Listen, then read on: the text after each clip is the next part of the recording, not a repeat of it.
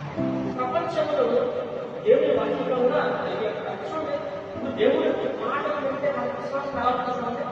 నీ పక్క 1000 పడినా, నీ పక్కన 10,000 పడినా ఏ అపాయం కూడా వీళ్ళకి రాదు. దేవుడు మాట మనం అప్లై చేస్తున్నామంటే మనకు విశ్వాసాన్ని పెంచేలా ఏంటి తోడలేదు. నీకు మానేసేటువంటి ఎవరు వ్యక్తి రాడు.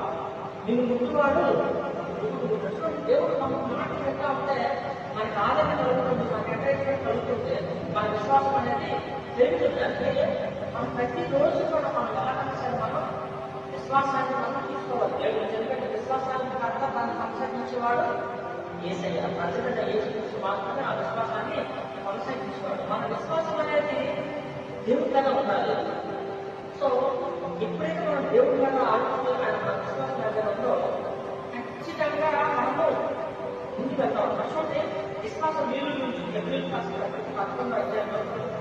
ఏంటంటే విశ్వాసంతో బట్టి ఏదైతే 1000 కంటే శ్రేష్టమైన దేవుడికి ఇచ్చారు. అంటే మీరే 1000 కంటే శ్రేష్టమైన ఏ విశ్వాసం, ఏం విశ్వాసం?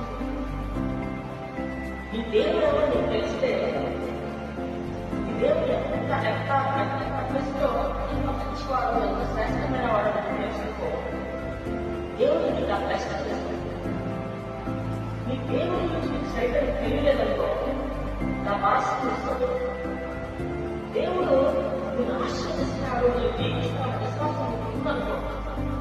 విశ్వాసం లేకపోతే దేవుడు ఇష్టమైన లేకపోతే మనకు పిల్లలు లేని విశ్వాసము మొత్తం మనకు పిల్లలు ఉన్నారు. పిల్లలు చూపించడానికి ఏ వేళ పిల్లలు కంటే శాస్త్రం కలిసి ఏమి ఇచ్చాడంటే దేవుడికి ఇస్తే ఎలా ప్లస్ అవుతామో అది ఏదైతే తెలుసు.